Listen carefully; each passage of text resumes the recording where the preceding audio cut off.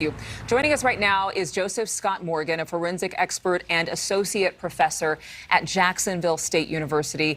Thank you very much for waking up with us this morning. The autopsy report saying that Gabby died by, quote, manual strangulation or throttling. What is the distinction between those two? Well, good morning. Thank you for having me. It is essential because the coroner went to great lengths to dispel any kind of thought that this might be a mechanical asphyxiation where we think about a ligature or rope or belt or something like that. Throttling is actually the use of hands, both hands. As a matter of fact, you can either do it on the front, which we call anterior, where you're actually approaching somebody like this. And of course, you can do it posteriorly from the rear. And it works as though you're squeezing down on the neck, not just the airway, but also the blood supply that leads to the brain. And so this is a very, very personal crime. This is up close and personal. This isn't like taking a firearm and shooting somebody at a great distance. This is looking them in the eye, potentially, as you're over them and squeezing the life out of their body. And that paints a very, very dire picture here. And when you're speaking, the dire picture, again, we cannot speculate, but typically those kinds of crimes would be among somebody potentially who knew the other person. Yeah, you know, contrary to popular belief, everybody's terrified of strangers in this world.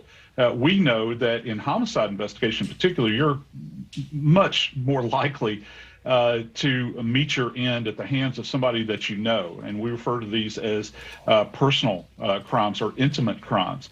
And, you know, isn't it interesting that he actually brought up the term, and he said this, the coroner, domestic violence in this case. And in cases of domestic violence, you have a level of violence that supersedes everything else. You'll see an attempt to destroy individuals, do great harm to them.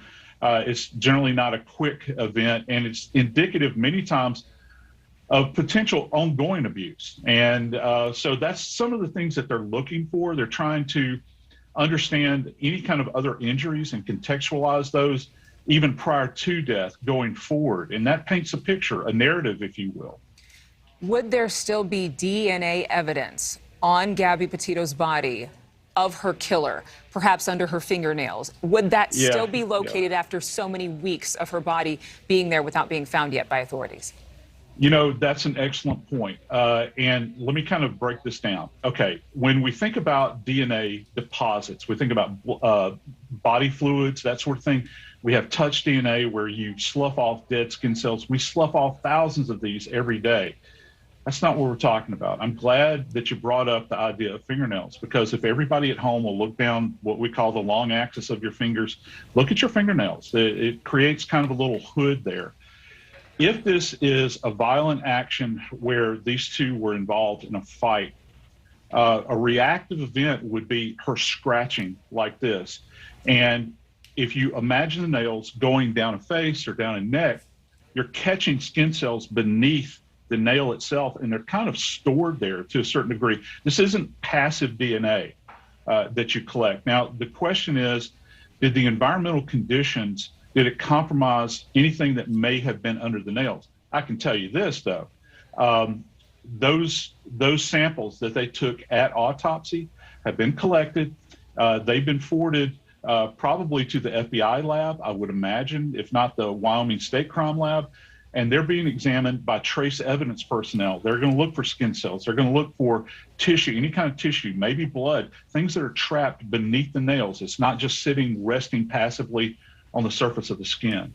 What else do you think would be a next step in terms of the FBI's investigation here to potentially come to more answers in the search for Brian Laundrie and in finding justice for Gabby Petito and her family? Yeah, and that's the key. I think as it applies to Mr. Laundrie, one of the big things that kind of goes round and round is this idea about electronics. And people have talked about burner phones and all these sorts of things. I think one of the keys here is trying to peg that time down when he last had contact with anybody, what happened to that phone, because it's got a specific identifier that can be tracked relative. You know, a lot has been made about that trip that he took from Wyoming the second trip after Gabby was last known to be with him, which would have been roughly the 27th of August. Remember the incident at the restaurant, and then the vloggers, going by and seeing the van there, not too far away from where she was eventually found. He drops off of the face of the earth, essentially moving forward from there. We know that he used her card, which you mentioned earlier, roughly starting around the 30th, this sort of thing.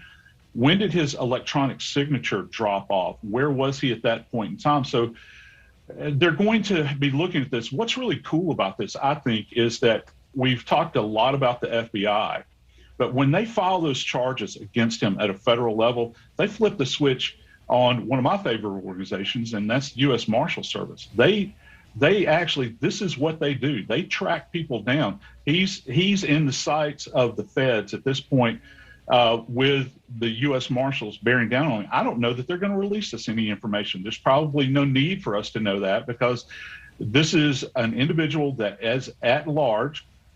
He is a person of interest, certainly in a homicide, and he's got federal papers on him. So they're not going to give away too much relative to what they know about his location. There will be very few places, if Brian Laundrie is still alive, that he could go without being noticed or seen. Thank you so much, Joseph Scott Morgan. Your insights, invaluable.